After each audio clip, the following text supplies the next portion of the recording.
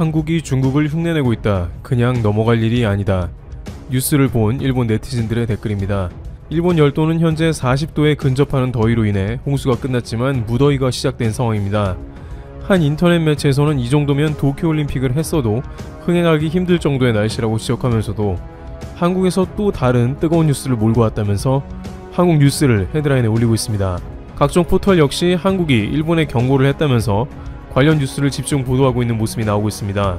교도통신 보도에 따르면 16일 오전 4시 20분께 메시마 서쪽 약 141km 해상에서 한국 해경 선박이 무선을 통해 영어로 한국 해역에서 조사하려면 동의, 허가가 필요하므로 조사 활동을 중단하세요 라고 요구했다는 것입니다.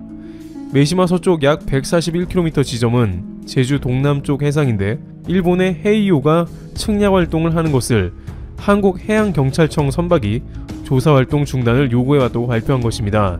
문제와 쟁점은 그 다음부터 시작되는데요. 해상보안청 측량선 헤이오는 일본의 배타적 경제수역 아니라고 주장하면서 조사활동을 계속했고 한국해경선박은 조사 중단 요구를 반복한 것입니다.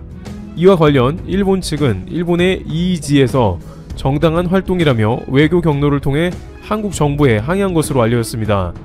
교도통신은 한국해경은 16일 다른 함정으로 임무가 교대된 후에도 헤이오가 나란히 항의하면서 중단 요구를 계속하고 있다고 전했습니다. 배타적 경제수역 EEZ는 자국 연안에서 200캐리, 약 370km까지 자원의 독점적 권리를 행사할 수 있는 UN 해양법상 수역으로 인접국 간 수역이 겹칠 경우 상호 협의로 정하게 되는 해역입니다.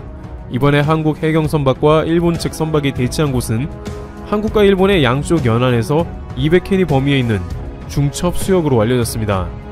어떻게 보면 양국 간에 일어날 수도 있는 일로 그냥 별일 아닌 것으로 치부해 넘어갈 수 있지만 이것이 일본의 주요 언론들의 헤드라인을 장식한 이유는 한국이 이런 적은 처음이라는 것입니다. 한국은 지금까지 이러한 비슷한 차원의 이슈에서 단 한 번도 시비를 걸어온 적이 없다는 것이죠. 교도통신은 일본의 측량선이 중첩지역 중에서도 일본 쪽 해상에서 조사하고 있었다고 지적하면서 한국 측이 조사 중단을 요구한 것은 이번이 처음이라고 전했습니다. 그런데 이렇게 일본에서 반응이 뜨거운 것은 처음으로 한국이 실력 행사를 했다는 점입니다. 오히려 과거에 이런 사례를 보면 일본이 먼저 한국에 도발을 해온 경우가 많았기 때문에 한국이 좀 저항을 강하게 하더라도 일본이 그에 대한 원인을 제공한 것이 대부분이라 이슈가 안 됐습니다. 2006년에 일본이 독도에 측량선을 보낸 사건은 유명합니다. 당시 일본은 독도가 자국의 영토라는 가정 아래 측량선을 독도에 보내겠다는 의지를 드러냅니다. 당시 노무현 정부는 이에 격분하여 만약 독도에 일본 측량선이 온다면 발표하겠다고 으름장을 놓았는데 일본 정부는 측량선만 보낸 것이 아니고 일본의 자위대 함선까지 동시에 파견하여 한일 간의 일촉즉발의 위기가 치닫기도 했습니다. 그런데 이번엔 처음으로 한국이 가만히 잘 있는 일본에 역으로 도발을 해왔다는 것입니다. 이번 일에 대해서 한 네티즌의 글을 보자면 한국이 중국과 같이 도발을 했다고 하면서도 한국은 중국을 흉내내고 있다. 그러나 한국은 일본에 이러한 도발할 정도의 급이 아니다 라고 지적했습니다. 중국도 도발을 해서는 안 되지만 한국은 이렇게 도발할 정도의 파워도 없으면서 그랬다는 것이죠. 이렇게 한국의 힘을 과소평가해서인지 일본은 불과 작년에 한국의 초계함 근처에 위협병을 했으며 한국을 직접적으로 공격하려는 상황을 연출해서 여차하면 군사적 충돌이 일어날 뻔했습니다. 이렇게 일본도 한국을 계속 도발하고 있으면서도 이번에 처음으로 한국이 일본의 선을 넘었다면서 한국의 도발을 힘으로 눌러야 한다는 의견이 나오며 한국에 단호하게 대응해야 함을 주장하는 것입니다. 한편 최근에 있었던 초계기 사건은 이번 측량선 사건에서도 일본에서 언급이 되었습니다. 역시나 일본은 한국과 반대로 해석을 합니다. 당시 한국 군함에서 북한의 어선을 구하려고 레이더를 발사했는데 일본의 자위대 P-1 초계기가 자신들에게 화기를 발사하려는 레이더를 쏘았다며 초계함에 근접 비행을 한 것인데 한국 국방부는 화기 레이더를 조사한 적이 없다고 한 것입니다. 당시 한국 국방부는 일본이 요구하는 주파수를 기밀 관계상 끝내 공개하지는 않았습니다. 바로 이 점을 들어 한국이 자신의 잘못을 인정하지 않고 잡아떼려고 한다는 것입니다. 따라서 한국은 초계기 때처럼 이중 플레이를 하고 있다. 분명 일본의 바다인데 자신의 바다라고 우긴다며 절대 그대로 두면 안 된다는 의견이 나오는 것이죠. 한 네티즌은 이대로 뒀다가는 대마도 역시 한국이 자기들 땅이라고 우기는 사태가 나오며 또 다른 형태의 도발이 나올 것이다 라고 말했습니다. 또 다른 네티즌은 과연 화이트리스트에서 배제하기를 잘했다. 더 심한 제재를 해야 한다며 한국의 도발을 무겁게 여기고 단호한 대응으로 응수해야 한다는 글을 올리기도 했습니다. 이 뉴스는 한국에서는 크게 다뤄지지는 않았지만 일본에서는 매우 중요하게 보도되었는데요. 그것은 한국이 일본에는 어떠한 도발도 못하도록 싹을 잘라야 한다는 의견이 압도적으로 많기 때문이었습니다. 과거부터 일본 보수파 의원으로부터 제기되어 온 힘의 우위가 일본에 있으므로 한국에 대해서는 절대 빈틈없이 강하게 대처하라는 주문입니다. 그러한 흐름은 최근에도 확인이 가능한데요. 최근 일본은 유네스코 문화재를 세계유산으로 등록하면서 한국의 약속을 쉽게 저버렸습니다. 이것은 한국에는 그래도 된다는 힘의 우위가 작용한 하나의 전형적인 모습인 것입니다. 게다가 여기에 이제 일본은 외세에 대한 신경이 매우 날카로워져 있는 상황도 포착됩니다. 최근 중국은 일본의 센가쿠 열도를 점점 더 빈번하게 침범하는 상황이 나오고 있습니다. 따라서 일본 여론은 외세에 대해서 이제는 일본이 강하게 나가 공격하자는 의견이 나오는 것이죠. 결국 최근 고노다로 방위상은 앞으로 중국 어선에 자위대가 출동해 응징하겠다는 발언을 합니다. 고노 방위상의 발언은 일본의 대중으로부터 적지 않은 호응을 받으면서 일본에 퍼지게 된 것입니다. 그러던 와중에 한국 해양경찰이 일본의 경제수역에 들어왔다고 하니 매우 자극이 되었던 것입니다. 일각에서는 선전포고급 행동을 한국이 했다며 전쟁의 도발에 가깝다고 표현하기도 했습니다. 한국이 국방력도 증가해서 이제는 오히려 일본을 위협하는 장면도 만들어낸다는 의견도 나옵니다. 한국이 뜻밖의 도발을 해올 수 있다는 것입니다. 커져버린 한국의 힘을 경계하는 모습인 것입니다. 여기에 일본은 또 하나 한국이 일본의 막대한 자원을 노린다는 이야기도 곁들이고 있습니다. 한국은 일본 앞바다를 자기 바다로 인식한다는 거죠. 나가사키 서부해역은 한국이 주장하는 영해인데 바로 제7광구로 불리우는 지역이라는 것입니다. 이것은 한국의 대륙붕이 뻗은 지역이기 때문에 한국의 영해로 해석되어 있다는 것이고, 따라서 일본이 한국의 바다를 넘어왔다, 침범했다는 것입니다. 또한 제7광구에는 각종 천연가스를 비롯해서 자원이 엄청나게 매장되어 있는 것으로 추정돼 한국은 일본이 해당 지역을 측량하려고 하자 적극 막으려 했다는 의견도 나오고 있습니다. 그러면서 한국이 결국 이 대륙붕에 연관된 해역을 포기하지 않으려고 할 것이니 그렇다는 것이죠. 결국 한국이 나중에 이 바다를 국제적으로 문제삼아 자국의 영해로 편입시키려는 시도가 있기 전에 일본은 반드시 한국 해양경찰배가 들어오지 못하게 초반에 싹을 잘라야 한다는 말이 나오는 것입니다. 이러한 경제수역 관련한 충돌은 사실상 한일 간만이 아니라 전 세계에서 빈번하게 일어나고 있는 문제입니다. 불과 지난주에는 터키와 그리스가 다퉜고 한일 간보다 훨씬 더 터프하게 대치하는 모습이 나옵니다. 그리스의 베타적 경제수역에서 터키 함선이 나오자 그리스 함선이 터키 함선의 후미를 받아버린 것이죠. 양국의 전력상 터키가 앞선다고 평가되지만 그리스는 프랑스 등 유럽 라인의 지원을 받고 있기 때문에 터키는 그리스에 이렇다 할 반격을 못하는 상황이며 경제수역에서 다툼이 멈추지 않고 있습니다.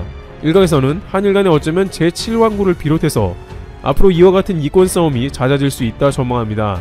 특히 과거보다 한국의 국방 투자도 늘어가고 있으며 일본과 외교관계가 상극으로 치닫고 있기 때문이죠.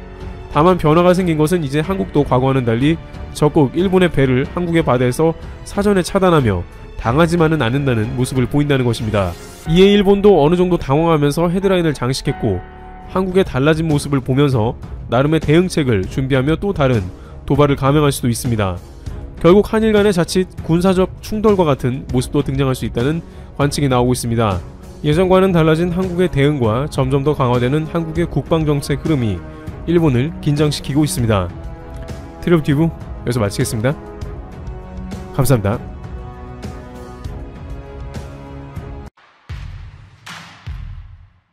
스마트폰 약 40개, TV 약 120개, 자동차 약 300개, 레벨3 자율주행차 약 2000개, 우리가 일상에서 사용하는 전자제품이나 자동차에 들어가는 반도체 개수입니다. 어마어마하죠? 최근 자동차용 반도체가 모자라 세계 주요 완성차 업체가 자동차 생산에 차질을 빚고 있는 만큼 반도체의 중요성이 큽니다. 반도체가 없으면 자동차가 굴러가지 않고 전투기도 뜰 수 없고 미사일도 쏠 수 없죠. 5G 이동통신, 인공지능을 활용한 자율주행차, 사물 인터넷 등과 같은 첨단 산업의 등장으로 반도체의 중요성은 이전보다 더 커졌죠.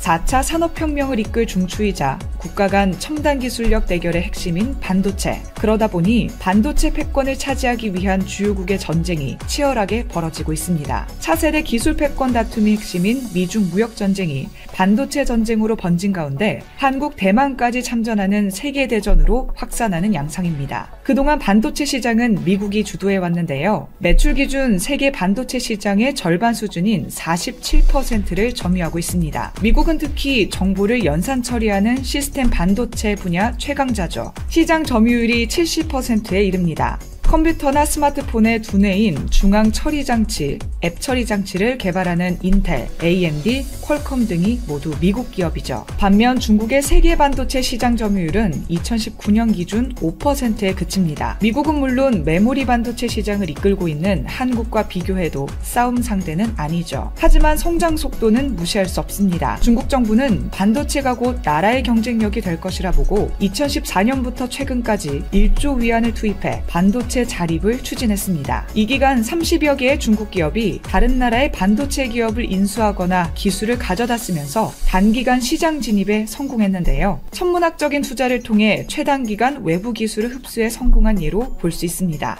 하지만 미국이 중국 파운드리 SMIC를 블랙리스트에 올리고 SMIC에 대한 장비 수출을 규제하고 있어 중국 파운드리가 쪼그라들고 있죠. 대신 대만의 TSMC가 러브콜을 받고 있습니다. TSMC는 정부 지원과 한 발 앞선 기술력으로 반도체 시장에서 독주 체제를 갖추고 있는데요. 그러다 보니 애플, 퀄컴, 소니 등 유수의 기업이 하루가 멀다 하고 TSMC를 찾아 제품 생산을 요청하고 있는 상황입니다. 그 사이 TSMC의 주가는 2배로 뛰었고 시가총액 세계 10위에 진입했습니다. 이에 비해 한국은 여전히 삼성전자, SK하이닉스 중심의 개별 투자가 사실상 전부라고 볼 수 있습니다. 경제협력개발기구가 2014년부터 2018년 반도체 기업 매출 대비 정부 지원금을 조사한 결과 한국은 0.5%에서 0.8%로 꼴찌 수준이었습니다. 반도체 기업에 대한 세금 공제나 연구개발에 다양한 지원을 하고 있는 미국, 대만, 중국과는 사뭇 다른 모습입니다. 정부의 미비한 지원에도 불구하고 미국 반도체 회사 AMD가 삼성전자의 그래픽 처리 장치와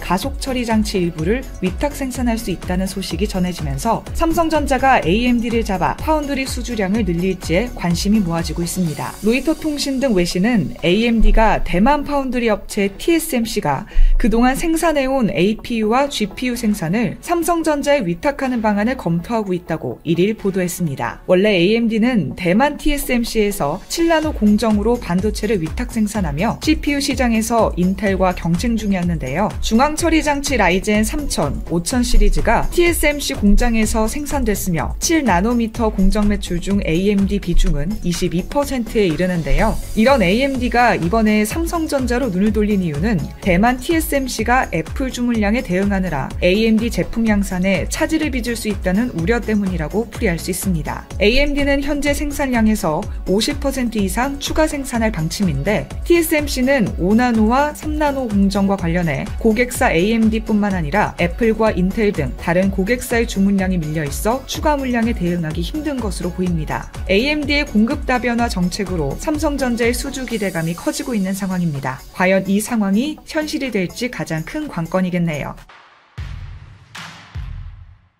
지금으로부터 약 10년 전 삼성전자의 시가총액이 일본 1위 도요타 자동차를 역전했습니다. 그리고 이제는 역전을 넘어서 도요타의 2배를 넘었습니다.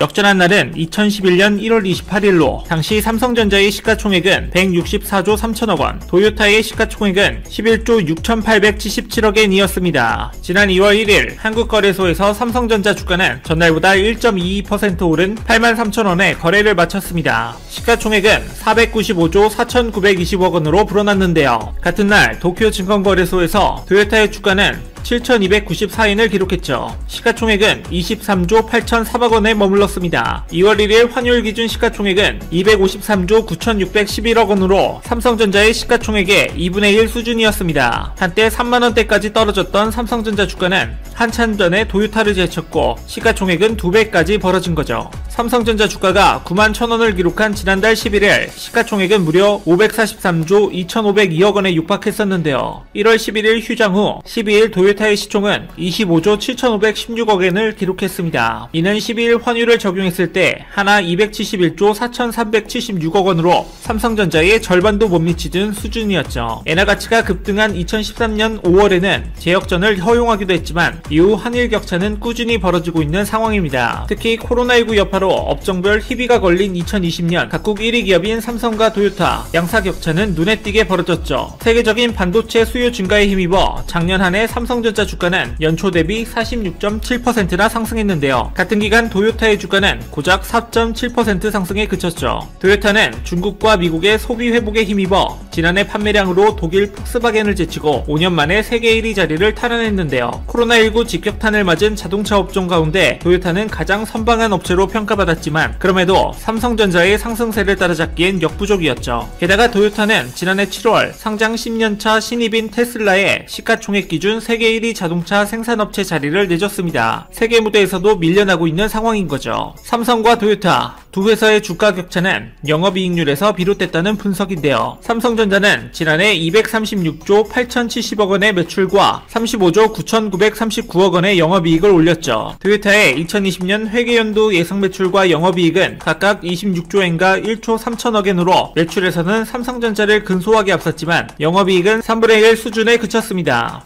토요타와 혼다, 닛산 등 일본 3대 자동차 업체의 시가총액을 모두 더해도 31조 1,061억엔, 하나로는 약 331조 9,176억 원으로 삼성전자의 63%에 불과하죠. 소니, 파나소닉, 히타치, 도시바, 샤프 등 일본 5대 전자업체의 시총합계는 삼성전자의 절반에도 못 미칩니다. 한편 최근 삼성 계열사의 시가총액 비중이 전체 코스피의 36%를 넘어선 것으로 나타났는데요. 동학개미운동의 주역, 삼성전자 등 삼성 계열사를 선호하는 일반 투자자의 신규 진입이 늘어나면서 시가총액에서 차지하는 비중도 확대된 것으로 보이는데요. 특히 삼성전자 계열사의 호실적과 대형 투자가 이어지고 있어 시가총액 비중 증가는 당분간 지속될 전망입니다. 삼성 계열사의 시가총액 비중 상승은 시가총액 1위, 대장주인 삼성전자가 이끌고 있죠. 삼성전자의 시가총액 비중은 2018년 12월 보통주 17.8%, 우선주 2%를 더해 19.8%에 불과했는데 급상승을 보이며 지난해 말 26.1%까지 치솟았죠. 지난 1월 11일에는 보통주와 우선주의 시가총액 합계가 609조 원으로 사상 처음 600조 원을 돌파하기도 했고요. 삼성전자에 이어 삼성바이오로직스가 2.8%, 삼성 SDI도 보통주와 우선주를 더해 2.0% 비중으로 뒤를 따랐습니다.